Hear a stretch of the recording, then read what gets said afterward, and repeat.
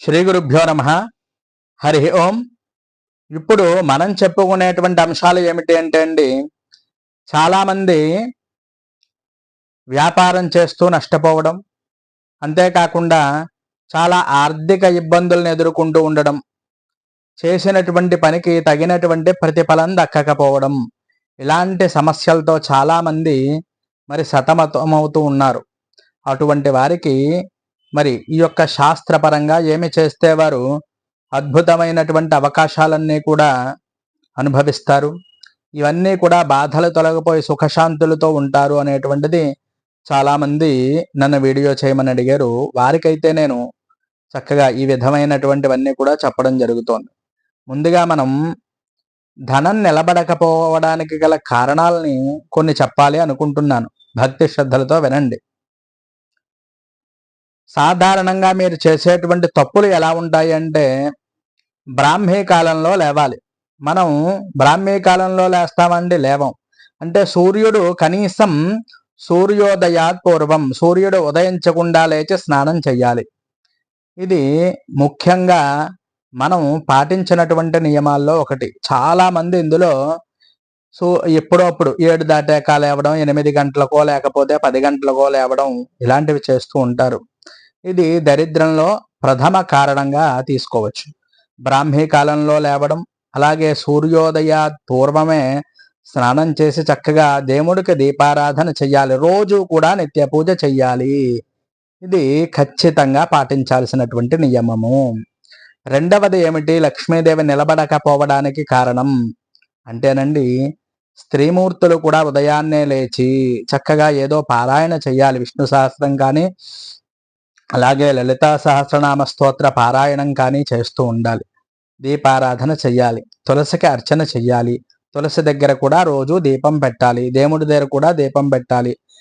ఈ విధంగా చేస్తే దారిద్ర్యం తొలగిపోయి లక్ష్మీ కటాక్షం మనకు కలుగుతుంది. చాలామంది ఇంతే కాకుండా మాసిపోయినటువంటి బట్టలు వేసుకోవడం, ఇది కూడా దరిద్రానికి హేతువండి. రోజు కూడా స్నానం చేసిన తరువాత శుభ్రమైనటువంటి వస్త్రాలు ధరించాలి. ఆ శుభ్రమైన వస్త్రాలు ధరించి భగవంతుడి దగ్గర ఏదో ఒక జపం కానీ లేదా స్తోత్రం కానీ పారాయణ చేస్తూ ఉండాలి. రోజు దీపారాధన ఖచ్చితంగా చెయ్యాలి. ఇది గుర్తుపెట్టుకోండి. ఇలా కనుకనో మనం చేసినట్లయితే మనం దారిద్ర్య బాధల నుంచి త్వరగా బయటపడేటువంటి అవకాశం ఉంటుంది. అంతేకాకుండా చాలామంది ఏంటంటే ఎప్పుడు పడితే అప్పుడు ఏది పడితే అది అలా తింటూ ఉంటారు. అది కూడా దారిద్ర్యానికి హేతువు. అది కూడా ఏది పడితే అదంటే ఎక్కడ పడితే అక్కడ తినడం కూడా దారిద్ర్యమని, మన ఇంటిలో చేసుకుని శుచిగా శుభ్రంగా మాత్రమే మనం వాటిల్ని భుజించాలి, లేకపోతే భుజించకూడదు. రెండవది ఏంటి అంటే, నిన్న కట్టినవి మొన్న కట్టినవి, ఒకసారి కట్టినటువంటి బట్ట ఇంకోసారి కట్టకూడదు విప్పేసిన తర్వాత. అలాగే దేవుడి దగ్గర తీసినటువంటి నిర్మాల్యాలన్నీ కూడా చక్కగా ఎవరు తొక్కని ప్రదేశాల్లో వేస్తూ ఉండాలి. అంటే నదిలో ఇలాంటి వాటిల్లో కానీ, మొక్కల మొదల్లో కానీ వేయడం ఇది చాలా మంచిది. ఇంకోటి బద్ధకంగా ఉండడం అండి. అంటే ఎప్పుడు పడితే అప్పుడు పడుకుని, ఎలా పడితే అలా పడుకుని, ఏ బట్టలతో పడుకుంటే ఆ బట్టలతో పడుకుని అలా ఉండడం అనేది మనకు అది కూడా దరిద్రానికి హేతువు. ఈ పనులు మార్చుకున్నట్లయితే చాలా మంది ఈ బాధల నుంచి బయటపడేటువంటి అవకాశం అనేది ఖచ్చితంగా ఉంటుంది. మీరు చేయవలసినటువంటి పనులు కొన్ని ఉంటాయండి. ఏమిటంటే రోజు కూడా సూర్యోదయాత్ పూర్వమే లేవండి. చక్కగా 2 పూట్ల కూడా దీపాన్ని పెట్టండి. ఆడవారిని కూడా లేచి శుభ్రంగా ఎక్కడ పడితే అక్కడ దువ్వుకుంటూ ఉంటారు వీళ్ళు.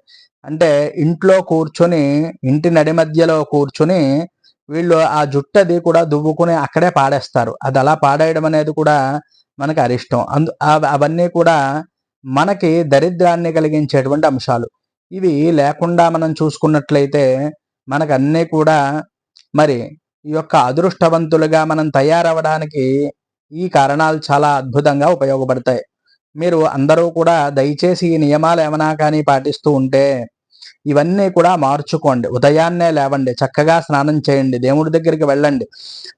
ఏ రోజు సోమవారం అయితే ఈశ్వరుణ్ణి ఆరాధన చేసుకోండి, మంగళవారం ఆంజనేయ స్వామిని చేసుకోండి, అలాగే బుధవారం నాడు విష్ణుమూర్తిని చేసుకోండి, అలాగే లక్ష్మీవారం నాడు చక్కనైనటువంటి దత్తాత్రేయ స్వామిని ఆరాధన చేయండి. శుక్రవారం అమ్మవారిని, ఏ దేవత అయినా సరే మనం చక్కగా చేసుకోవచ్చు. అలాగే శనివారం నాడు మరి ఆంజనేయ స్వామిని, విష్ణుమూర్తిని, అలాగే రుద్రుణ్ణి కూడా ఆరాధన చేయడం, నవగ్రహార్చన చేయడం కూడా చాలా అద్భుతమైన ఫలితాలను ఇస్తుంది. అంతేకాకుండా మరి ఆదివారం నాడు ముఖ్యంగా సూర్య భగవాన్ని ఆరాధన చెయ్యాలి.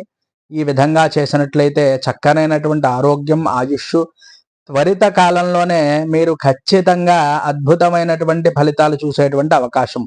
మరి ఈ వ్యాపారంలో నష్టాలు అవి తొలగిపోయి చక్కనైనటువంటి ధనం కలగడానికి ఏమేమి చెయ్యాలి అనేటువంటి మంత్రాలైతే నేను చెప్పబోతున్నాను. ఇవి త్రికరణ శుద్ధిగా భక్తి శ్రద్ధలతో చెయ్యాలి. రోజు కనీసం 108 సార్లు జపం చేసినట్లయితే ఈ నియమాలు పాటిస్తూ మీరు చక్కగా ఒక దీక్షగా చెయ్యండి. అంతేకాని ఎలా పడితే అలా చేస్తే ఇవేవి కూడా పని చెయ్యవు. ఎందువల్ల అంటే మనకి భక్తి శ్రద్ధలతో చెయ్యాలి, నియమ నిష్టలు ఖచ్చితంగా పాటించాలి. ఇలా పాటిస్తే మీరు చాలా త్వరితంగా మీరు పడుతున్నటువంటి బాధలన్నింటి నుంచి కూడా మీరు ఆ యొక్క బాధలన్నీ తొలగిపోవడమే కాకుండా చాలా చూస్తున్నటువంటి కాలంలోనే అద్భుతంగా ఎదుగుతారు. అందులో ఎటువంటి సందేహం కూడా లేదు. కావున ఈ శ్లోకాలందరూ కూడా ఈ మంత్రాలు చక్కగా జపం చేయండి. ముందు ఓం హ్రీం త్రిభువనపాలిన్యై మహాలక్ష్మే అస్మాకం దారిద్ర్యం నాశయ నాశయ ప్రచురన్ ధనం మే దేహి దేహి స్వాహ. ఈ మంత్రాన్ని ఖచ్చితంగా 108 సార్లు 41 రోజు జపం చేయండి. రోజు కూడా ఈ నియమాలు పాటించండి. తులసి దగ్గర దీపం పెట్టడం, తులసమ్మకి నీరు పొయ్యడం, ఇటువంటివి చేసేటప్పుడు మీకు మళ్ళీ ఒక మంత్రాన్ని చెప్తాను. దీన్ని మనకి చక్కగా ఒకసారి కానీ 11 సార్లు కానీ స్మరణ చేస్తూ ఇది చేయడం వల్ల మంచి అద్భుతమైనటువంటి మరి ఫలితాలను అయితే మనం పొందుతామండి. అటువంటి మంత్రాన్ని నేను మీకు చెప్తున్నాను, ఇది ఆచరించాలి. యన్మూలే సర్వతీర్థాని యన్మధ్యే సర్వదేవతాః యదాగ్రే సర్వవేదాశ్చ తులసిత్వాం నమామ్యహం. ఈ యొక్క మంత్రాన్ని ఖచ్చితంగా 11 సార్లు జపం చేస్తూ అక్కడ తులసి దగ్గర చేసేటువంటి పనులన్నీ కూడా చెయ్యండి. చాలామంది నరఘోష, శత్రు బాధలతో బాధపడి వ్యాపారంలో పట్టింది చాలామందికి నష్టాలు కలిగించేటువంటి అవకాశం అది కూడా ఎక్కువగా కనిపిస్తూ ఉన్నది. వారు ఈ మంత్రాన్ని జపం చేస్తూ ఈ నియమాల్ని పాటించండి. తప్పకుండా మీకు అద్భుతమైనటువంటి ఫలితాలని మీరు త్వరలోనే చూస్తారు. అటువంటి మంత్రాన్ని నేను ఇప్పుడు మీకు చెప్తాను. అందరూ భక్తి శ్రద్ధలతో ఆచరించండి. హృదిశ్రితం మనస్కం పతయిష్ణుకం తతస్థ ఈర్ష్యాం ముంచామి నిరుష్మాణం ధృతేరివ. ఈ మంత్రాన్ని వ్యాపారం చేసేవారు చక్కగా రోజు కనుకను చేయడం వల్ల అద్భుతమైనటువంటి నరఘోష నివారణ అన్నీ కూడా కలగడమే కాకుండా అద్భుతమైన ఫలితాలని మీరు చూస్తారు. అందరూ కూడా ఈ మంత్రాలని త్రికరణ శుద్ధిగా చేసుకోవడమే కాకుండా రోజు ఈ నియమాల్ని పాటించాలి. ఎందువల్ల అంటే మనం చేసేటువంటి తప్పులు ఏవైతే ఉన్నాయో అవి దిద్దుకొని, అంటే తప్పులు చేయడం అనేది మానవ నైజం. తెలిసి తెలియక చాలామంది తప్పులు చేస్తూ ఉంటారు.